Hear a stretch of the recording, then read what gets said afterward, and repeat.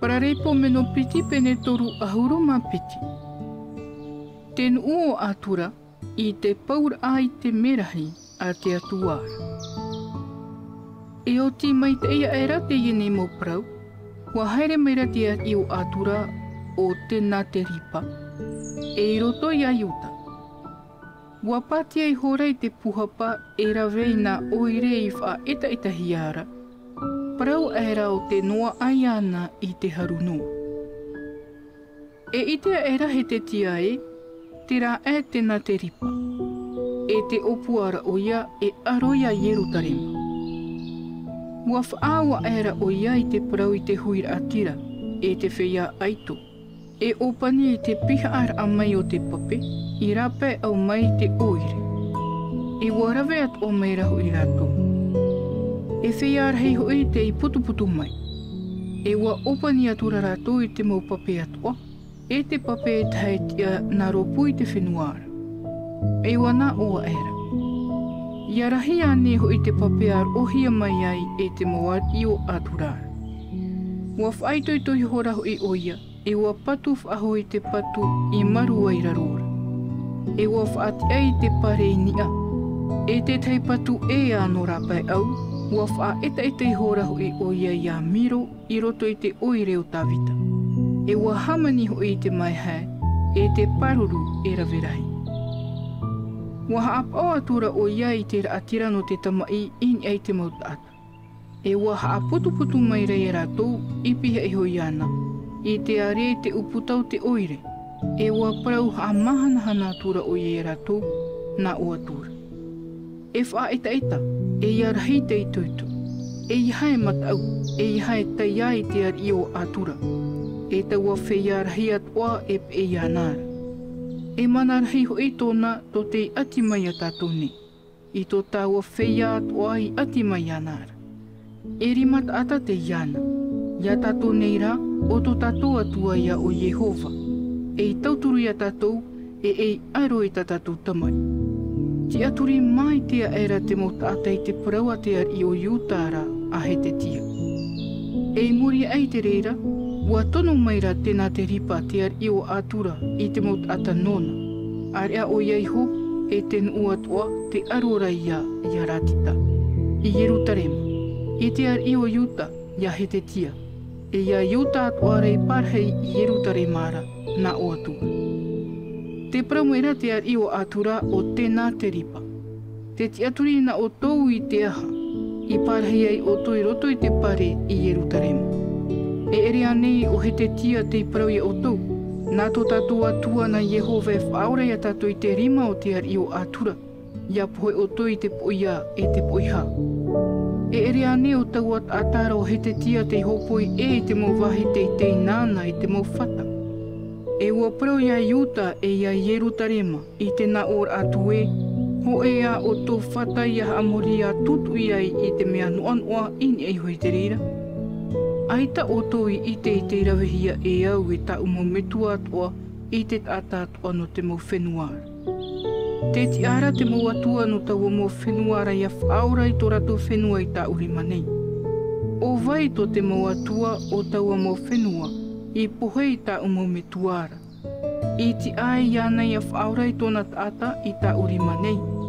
Aura ai o tau I tō o tō atua I ta urima nei. E te nana, e iha o tou e ware ia he te tia. E iha e awewe, e iha e wharo.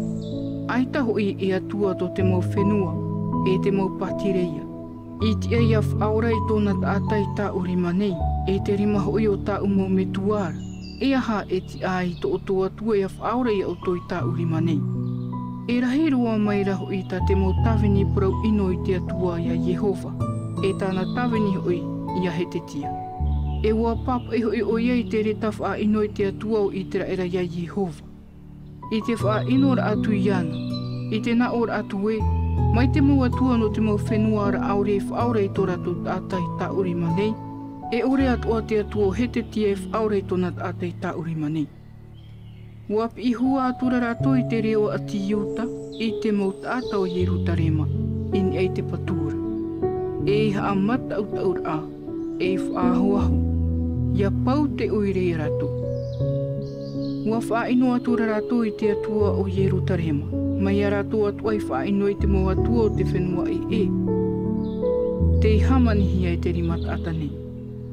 E no te reira, ua pure I hora te ar irau he te tia. E te perofete arau I ta ia amota. E ua pia turaini e te rai. Ua tono maira Yehova I te ho e merahi. Pau I hora te whia aito atu ai te pohe. E te whia rarahi. E te maur atira o te nua te ar I o atura. Ua hoi atura o ia ma te mataha a mai tonei ho whenua. E te atura o iei roto I te whare o tōna rātua. Nā tonei hopu e tamar I whanau I taparahi I ana I te oe. Ua ora I hora he te tia e tō Yerutarema atua ia Yehova. I te rima o te ar I o atura o tēnā te ripa. E I te rima o te tātātua, e ua tia I a rātou I aura e atinua. E whiar hei hoi te hopoi mai te tāo ana Yehova I Yerutarema. E te tāo aho ina te ar I o Iuta na he te tia. E mai reira hoi, tura no atura o ia, I te mo whenua atu o ia hi o mai. Te taua ano taura hoi tō he te tia puer ai te mai. E mai poe, e ua pure I hora o ia ia Yehova. E ua promeira o ia iana, e ua tuumeira I te tapu o horara. Ai tā rā he te tia I hapa o mai te taua mai te hor o hia mai no nāra. Te o e rara te a au. E tupu ai te riri iana, e ia Iuta hoi, e ia Yerutarema. Ua whaahai ai hora rā he te tia I taua te o a au no nāra. O ia e tō Yerutarema atua. Ai tā e rara tō o hia mai te riri o Yehova, I taua ano tau he te tiare. E tau arahi, e te hino rei tā he te tia. E ua hamani o ia I te vair a ario, e te auro, e te ofu ai maitatai, e te rā au noa, e te paruru, no te mo mea maitatai atuara. E te whare vair ano te titona, e te waina, e te hinu orive, e te vair aho ino te maupū aera verahi, e te vair aho ino te mamoi. Ua whaati aho o ia I te oire no neiho, e ra verahi tā nana mamoi, e te nana pua atoru, e tā orahi hoi tā te atue horo o mai nana. Ua opani hora hoi tā wata atarau he te tia I te pape, e ni ai ti hona. E ua tata e mai te mai rei te pape I te tō au te rā, I te oire o tawita. E tā he te tia atu ai ra vera, ua tupu ana aia. Area te mauwe ārā te huira rahi I papuro niara. Te itono hia mai ana e ui te mei o I rawe hia I taua whenuara. I waiho hia I hora o ia e te atua. E tāmatar ai ana, ia I te o ia I te huru o tōna iho a au. E te toe au te praua he te tia. E te maita I nona, I nha wā papa I hia I roto I te ora mā I te ia perofeta amotāra. E roto I te puta te mawar I o Iuta e o Itera era. Ta o toi hora he te tia I o tōna ramo metua, e ua tanu rato I ana I roto I te menema maitai a te motamar I a Davita. E ua whaatura o Iuta e tō Yerutarema atu o I ana I te pohera ara. Monohia era o ia I te hau, I te tamaitira I a manate.